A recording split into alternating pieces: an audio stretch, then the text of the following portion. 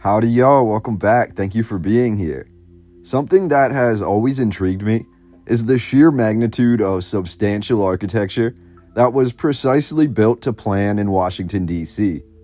If you haven't watched my last video, to give you a brief recap, to celebrate 130,000 subscribers, I took a trip to Washington, D.C., the capital of the United States, in hopes of visiting and photographing as much of the old world style architecture as possible. After meticulously researching the history of the Capitol building, it very quickly became clear that the history or the current narrative today that is associated with these awe-inspiring structures in Washington, D.C. is rather shoddy at best. Washington was a planned city from the get-go, orchestrated by the Founding Fathers as an illustrious capital built to be compared to the likes of Paris or ancient Rome. The original plan for the city, however, was created by Pierre L'Enfant, a world-renowned architect from France. Originally, Pierre's plan centered around the Capitol building, whose original blueprint was also credited to L'Enfant. However, a rift formed within the Masonic Founding Fathers, and following the passing of George Washington in 1799, a new political powerhouse took stage. Again, this political jockeying in the narrative may be a form of plausible deniability, but by the decisive election of the year 1800, the Democratic Republican Party, led by Thomas Jefferson, had emerged victorious over the Federalist Party, who considered Washington the figurehead for the entire country.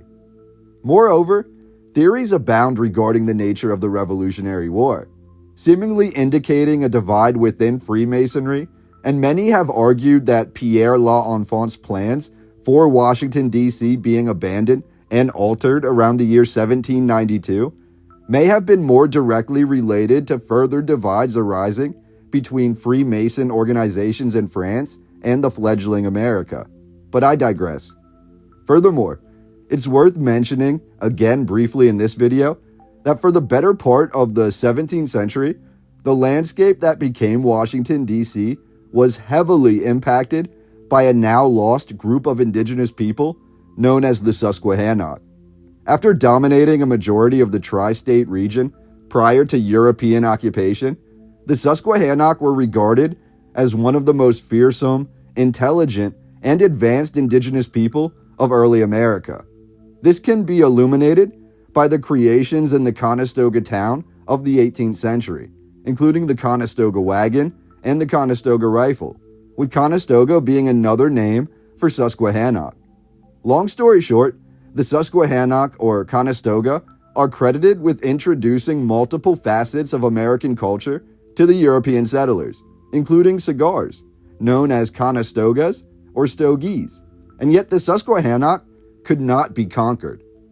After Europeans armed multiple other indigenous groups and still could not defeat the Susquehannock were lured to Washington, D.C. in the 17th century by the government of the Maryland colony, with promises of free weaponry and upgraded trade routes.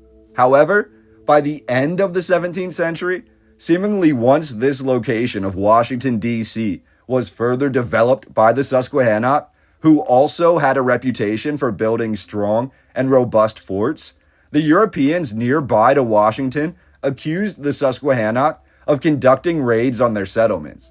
Quickly, the colonies of Virginia and Maryland declared war on the Susquehannock in Washington, D.C., who then dispersed from the area. Anywhere from 60 to 90% of the Susquehannock were said to have then assimilated with nearby tribes, while the remaining Susquehannock returned to their original homeland in Pennsylvania, only to be wiped out by a vicious and often hidden attack that occurred in 1763 by the Paxton Boys in Lancaster. After this date, the Susquehannock were considered by the governments of America to be extinct. So isn't it remarkable then that the landscape that would become the nation's capital would be the same land that was previously founded, developed, and maintained by the Susquehannock? And in doing the Susquehannock justice, indeed, in the symbolism of the United States, is it not worth pointing out all the references to these seemingly lost people. The Washington Monument was proposed as far back as 1790 as part of Pierre L'Enfant's original plan for Washington, D.C., and it was a key part of the Freemasonry symbolism which Pierre had included in the overall street plan of the city. All of this timing is very interesting, yes, but Washington was very much still alive at this time. Isn't it a bit strange that an entire city would be founded with every ounce of the city to be representative of the legacy of someone who was still alive? But I digress. We're told this 1783 approval called for a gigantic equestrian statue of Washington to be founded in the new capital city, wherever that would end up being. Again, this timeline doesn't make a lot of sense. Washington, D.C. was chosen around the year 1790, and planning and construction of the city began. According to the plan from L'Enfant, the Washington Monument was quintessential to the overall aesthetic value and the symbolic shape of the city. Yet we're also told in 1799, 9 years into the city's construction, there had been no plan put in place for the Washington Monument. It was only after Washington's passing in December of 1799 that Congress met to disregard Washington's and L'Enfant's request for an equestrian statue and to choose a new design. Initially, the Washington Monument was to be scrapped entirely, with a massive dome to be built on the Capitol building, which we discussed in the last video. That was to serve as the monument to Washington, with his tomb to be contained beneath the Capitol dome. However, and again, take this entire narrative with a grain of salt, but we're told Washington's family refused to move his remains to the Capitol building, and thus, that plan was also abandoned. It took another 33 years, or until 1833, that a group of citizens, not politicians, formed the Washington National Monument Society. Again, the symbolism here is uncanny. We're told this society then took 3 years until 1836 and raised $28,000, equivalent to roughly $1 million today. They used this for the construction of a grand monument to Washington. Furthermore, the society described the monument they desired as meant to include stones or masonry from every state in the Union, and the monument was meant to be the largest or most memorable in the entire world. These are among the stipulations set forth by the Washington National Monument Society in 1836 when they held a design competition for the monument. Again, just like the Capitol building, the Washington Monument was planned within Washington, D.C. from its inception, and yet the original designs by L'Enfant were scrapped and a competition was held instead. What a coincidence. Furthermore, the design competition for the Washington Monument went on to last for 9 years until 1845. Of all possible people who could win this competition, we're told it was Richard Mills, who not only holds the moniker, although not verifiable, of being the first native-born American architect to be professionally trained, but he also designed the first Washington Monument of note in history, which was founded in Baltimore, Maryland in 1815. And again, Mills's design for the Washington Monument in D.C. was exquisitely lavish, calling for a circular colonnaded building 250 feet in diameter and 100 feet high, from which sprang a 4-sided obelisk 500 feet high, for a total elevation of 600 feet. A massive cylindrical pillar, 70 feet in diameter, supported the obelisk at the center of the building, and the obelisk was to be 70 feet square at the base and 40 feet square at the top, with a slightly peaked roof, and the top of the portico of the building would have featured Washington standing in a chariot holding the reins of 6 horses. However, the price tag for this original design was immense, estimated to be well over $1 million, equivalent to at least $30 million today. What's more interesting, what seems like legitimate, plausible deniability is we are told that construction of Mills's design must have taken place, at least partially, as we're told the second architect, Thomas Lincoln Casey, had to alter and remove quite a bit of the memorial in 1885 to fit the design we are all familiar with today. Now, we're told construction for the Washington Monument originally began in 1848 with a massive Masonic cornerstone laying ceremony that was held following excavation of the site. Nothing remarkable, except we have some photographs here of the original structure before it was altered, and honestly, it looks absolutely ancient. Again, these first photographs we are looking at are from 1855 through roughly 1885. So in that 30-year period, the base of the Washington Monument that we're looking at should only be anywhere from roughly 5 to 35 years old. To me, it looks far older than that. Coincidentally, as we've discussed in the last video, a majority of early Washington, D.C. was built by slave labor. The narrative tries to defend this by claiming almost no one lived in Washington, D.C. at this time, and bringing in labor from Europe was frowned upon, and yet at the same time, we're also told most of the original Washington Monument base was built by slaves, under direction of Scottish Rite Freemasons. This is the same or a very similar narrative as given with the Capitol building, which was also fully renovated and extended in the year 1850.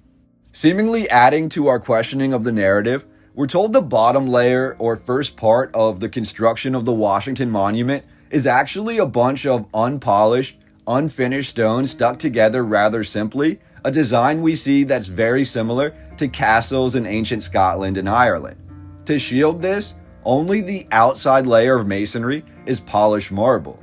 However, I did find some photographs from the mid-1800s exposing the original layer of this construction, and it certainly does not look like it is recent. The numbers here are also rather revealing. The Freemasons were said to have held the elaborate cornerstone laying ceremony for the Washington Monument on Independence Day, July 4th, 1848. Exactly 2 years later, on July 4th, 1850, George Washington Parke Custis, George Washington's adopted son, dedicated a memorial stone from the people of the District of Columbia to Washington's memory. This 1850 ceremony was attended by President Zachary Taylor, who would then pass away from food poisoning exactly 5 days later.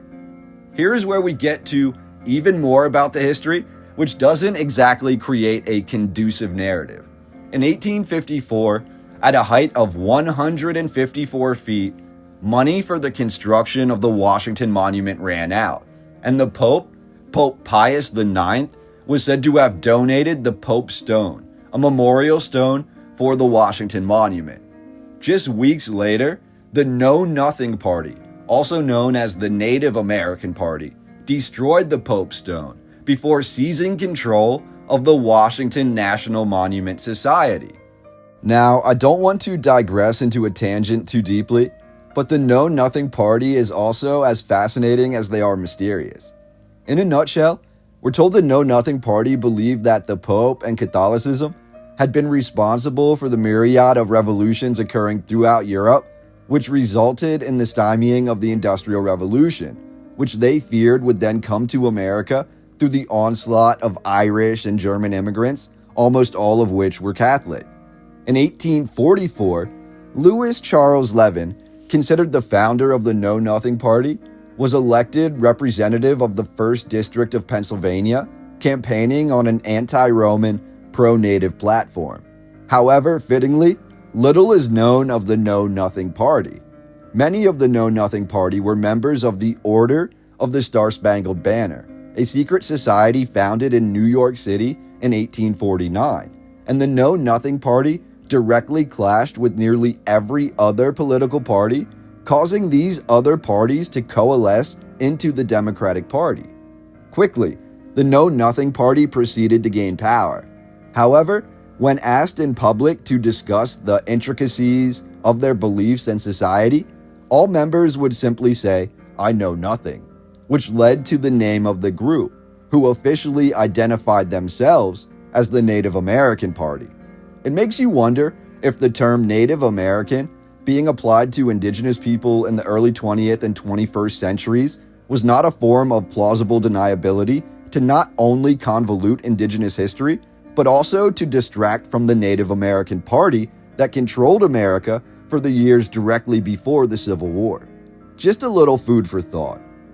As I've discussed in videos before, Abraham Lincoln and his history and choices should be examined in much more detail, as to me, in my opinion, it appears he was much more of a chameleon than a man with a set moral code.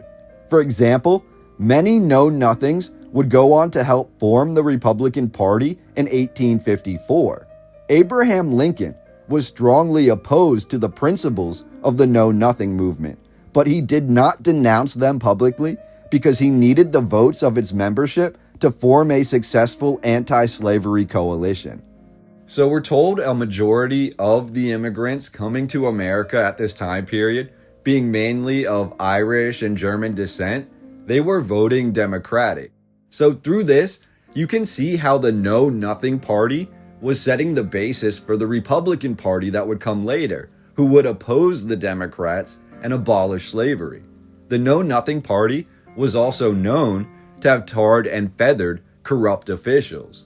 The downfall of the Know-Nothing Party, however, the Know-Nothings never came forward with clear stances, and this included their stance on slavery. And the secretive nature behind their organization and party became seen as indecisive and untrustworthy.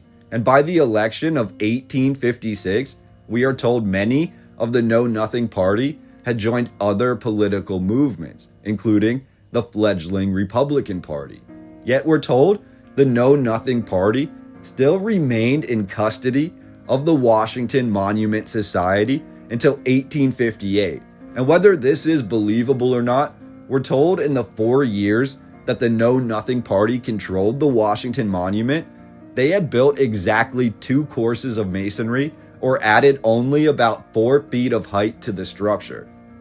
With the Know-Nothing Party facing intense repercussions from the United States, they relinquished control of the Washington Monument in October of 1858.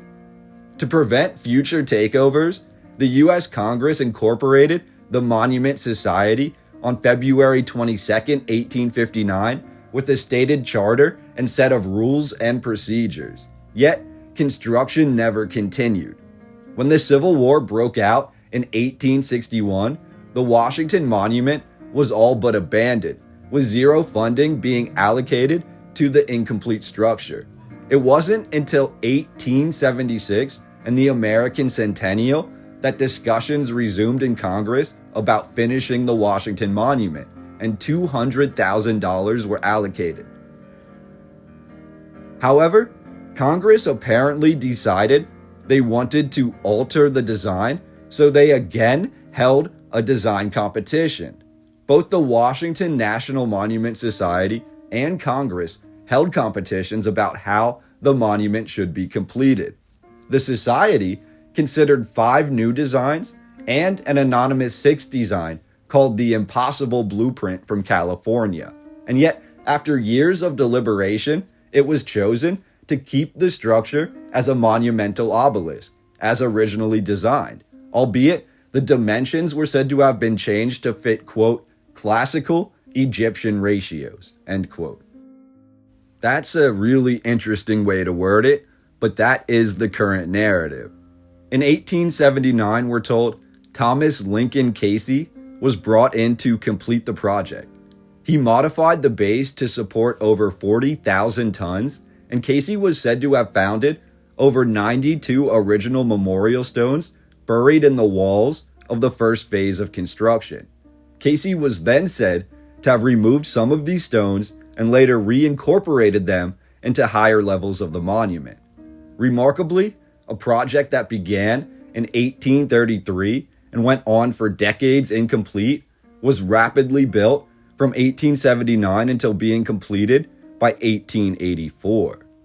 The Washington Monument was topped out with a 1,000-ounce aluminum lightning rod pyramid, which was the largest piece of aluminum ever cast until that point in history. At that time, 1884, aluminum was considered extremely rare and was slightly more valuable than silver. However, when smelting aluminum became readily available 2 years later, the lightning rod pyramid atop the Washington Monument lost a bit of its value and rarity, but none of its grandeur. The Washington Monument was officially dedicated on February 21st, 1885, in a grand ceremony attended by the country's leading politicians, Freemasons, and architects. At completion, it was the world's tallest structure at 555 feet tall. In the early 1900s, material started oozing out between the outer stones of the first construction phase below the 150-foot mark. Seemingly, the construction here of 1848 is far more ancient than the construction of 1878, even if the difference in age is officially only 30 years. To wrap up the video, my journey to the Washington Monument and really all of Washington, D.C. was absolutely monumental. Seeing this structure in person was really more than I can put into words. It was absolutely massive. You really can't understand just how large it is until you are standing right beneath it. And honestly, the stonework on this monument today looks a lot different than in the photographs we have from the 1800s. And it really makes you wonder, especially given when we actually dive into the history, there's a few different things that stand out to us that may make us question the narrative a little bit. One of them being the whole idea that there's an inner layer to the bottom base layer or the first phase of construction of the Washington Monument, as in they took a bunch of other stonework, incomplete stones, things like that. They piled them all together, they mortared them together, and then they put a facade on the outside of polished marble. Now that's very interesting, but if you were to take over a structure, if you were to found a structure, if you were to find something and want to make it your own, would you not put a facade on it to make it appear as if it was something that you created, especially if the layers you added on top were going to be made of the same material that the facade was, in this case being marble? And diving into that further, I mention that because when we have the second architect come in, Thomas Lincoln Casey, we have this throwaway line in the narrative where he found 92 memorial stones that were just buried or piled up within the wall itself, within the inner layer of the wall, not the polished marble on the outside, but inside, hidden, were memorial stones. And it makes you wonder if this bottom layer, if the base layer is not far older than the current narrative gives it credit for, or if it was not created from a structure that may have already existed here that had fallen, and they may have used the stones from the original structure to build upon what we see today. That's just a little food for thought, but seeing 92 memorial stones that seemingly no one had any idea existed within the base level of the Washington Monument, only for them to be meticulously removed and then to be placed higher up in the monument, it just really doesn't make a lot of sense. I don't know how to explain it to you, but I would love to hear any of your thoughts and any of your ideas regarding the Washington Monument in the comments down below. If you're not already, please like, share, and subscribe to the channel, because subscribing will let you see hundreds of other videos with tens of thousands of old world photographs. And I can't wait to talk to you more on the next video.